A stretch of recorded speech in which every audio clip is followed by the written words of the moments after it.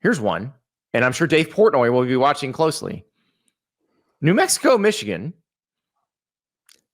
Listen, we knew that Bryce Underwood was probably going to be the starter.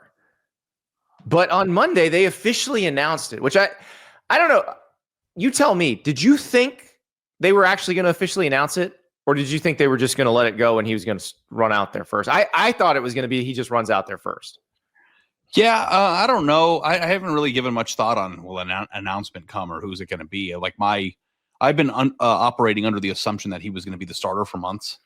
So It's cool. Basically, when Mikey Keene got hurt and he had to take all the snaps with the ones in spring practice, and they realized, okay, he gives us our best chance to win, so we're just rolling with him. We knew he was going to be the starter.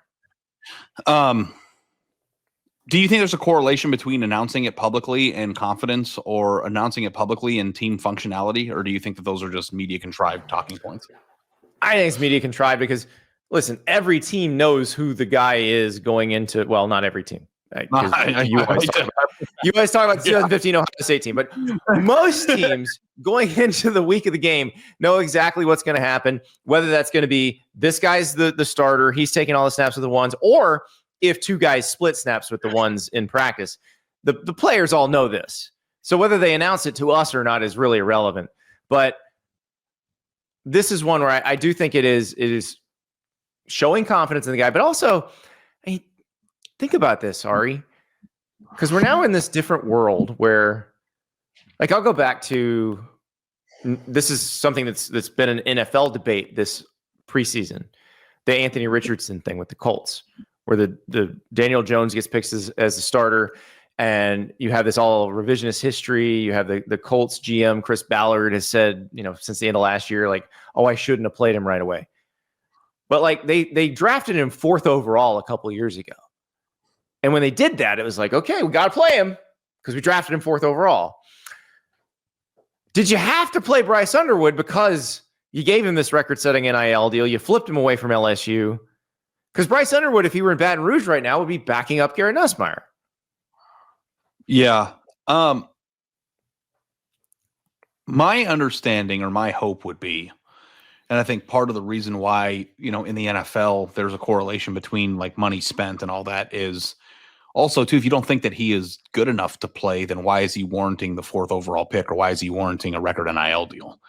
And that's I don't know if I'm right or wrong about this. I've never coached quarterbacks before. I push back, or I think it's a weird thing to be afraid to break somebody. I think experience is the most important thing, even if it's a bad experience. And like for me, freshman quarterbacks of that size and experience levels are probably more than capable of playing against New Mexico. Right. You're not worried about Bryce Underwood being physically fragile. He's a grown ass man, even at a very young age. Like at the beginning of college football seasons, we kick off the football season by playing high leverage, high level high school games on ESPN. Mm-hmm. Like there was one. There was Modern Day against St. Thomas Aquinas, I believe, the other day. Yeah, right. Like it's always like powerhouse versus powerhouse. If a high school person, like a quarterback, plays for Mater Dei and he's playing St. Thomas Aquinas, and I mean this respectfully, and St. Thomas Aquinas has 7 players on their team that are 4 stars or better, would you say that the competition in terms of speed and athleticism is higher on that field than it would be for Michigan playing New Mexico? Or as high, yeah. Because the New Mexico players are older and more mature, so that helps them. Mature, right? Which I would say you're not being disrespectful at all. It is something that somebody in that situation, it would not feel that different in terms of speed and size and strength. Yeah, I mean, if you played IMG, then you can play against Mexico, in my opinion. I think that the money will play a factor in this. And I do think that a coach ultimately has to win. And we've had this argument on the show before. But I also don't look at a game that has a 35-point spread and wonder, well, oh, God, the thing's going to be bad for this. I think Michigan will win by more than 35. You're dropping him into a situation. We had this conversation last year, you and I, before you came on the show, because you didn't debut until after this game had ended. But you and I privately had the conversation about should Florida play DJ Lagway not in spots against Miami, but should just start him. And I believe I said no, because you don't want to break him, because what if you can't protect him? But this is a different situation than that. Now, Bryce Underwood has to go play at Oklahoma in week 2.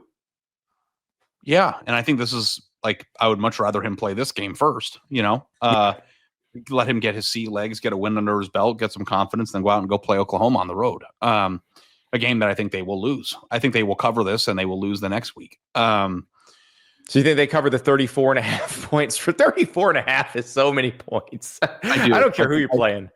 I think Michigan will try to run this game up. We didn't pick this officially, but if I were to pick it, I would lay the points. Yeah. This one, by the way, is on NBC and Peacock. I hope that if you are out there, have we had a major bust yet from a person who received a big NIL deal? And I know that we're still in the infancy of this existing, that like just couldn't play at all. Did Malachi Nelson? I don't think he got a huge deal at USC. Yeah, but he would have that being a massive deal. Now he's going to start at UTEP this year, but he didn't win the job at USC. He didn't win the job at Boise State. So now he's at UTEP, where he did win the job. But no, I can't remember somebody getting the massive deal. Like Jaden Rashada had the deal at Florida, but then that was rescinded, and he didn't get a big deal at Arizona State. And I wonder too if like Jaden Rashada's deal would have just gone through, if Florida would have put him in a position to at least have been serviceable. I don't know if he just can't play or what the deal is. They would have thrown that type, and it's interesting because we would have had this conversation 2 years ago, and he would have been thrown in, and he would have gotten broken. Yeah, but Florida have a new coach right now. I can tell you, like if all of that had gone through as written in that contract, Florida have a new coach right now. Yeah. I probably am more willing to buy that you can break a person's spirit through an NIL deal gone sour and then being on 4 different rosters. But like with Rashada, I don't think it would have been broken, because he would have someday been good, and wouldn't be good because you did that. He probably wasn't ever going to be good enough. Well, it's easy to say that now, but if you put somebody in a functional situation, you pay them what you promised them, you bring them along with coaching, you put really good players around them. Like, I don't know that if putting him out there would have been an absolute disaster either, the way it would be if you put him in there now. Right. Like he would have had to open against Utah. Like it would have been rough. Bryce Underwood's in a much better situation with this, because he's going to be protected by a good offensive line. They've got a good running game. The defense is going to make sure they get the ball in fairly advantageous positions. Like this is about as good as it gets if you're a true freshman starting quarterback. And maybe I'm giving Florida too much credit here, but maybe the deal didn't go through because Florida knew he couldn't play. Like, there's also part of that. Like, I think it's definitely a part of that. I don't think anybody was ever denying that. Yeah. So if the deal, I very much think at some point somebody looked at something and goes, "We're going to pay how much for what?" Yeah, we're going to do on what for what now? Yeah, I think that like the fact that Michigan brought him in the circumstances in which they did.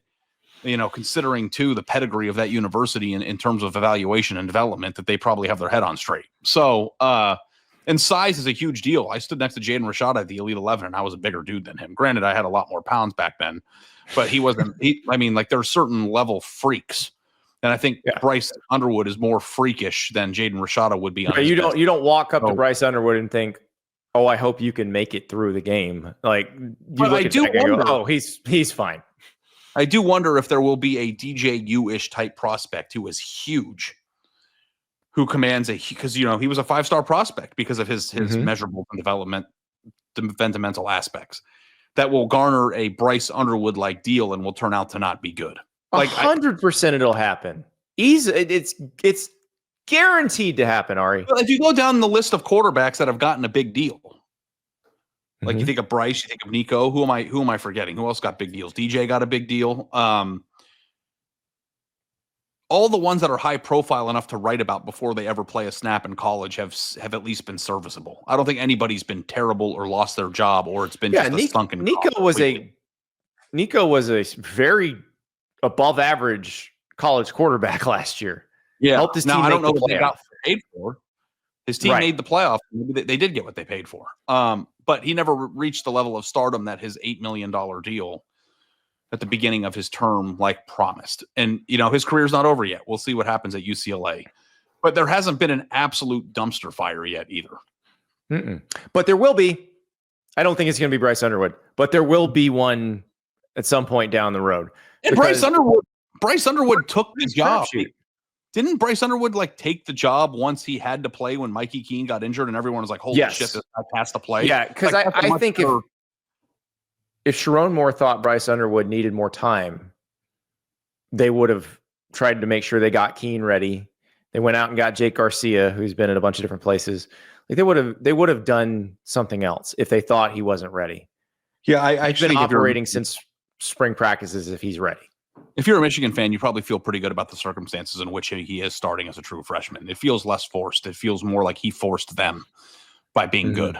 So, and that's why I took him in the quarterback fantasy draft, which may or may not be a mistake. We'll see. We'll find out.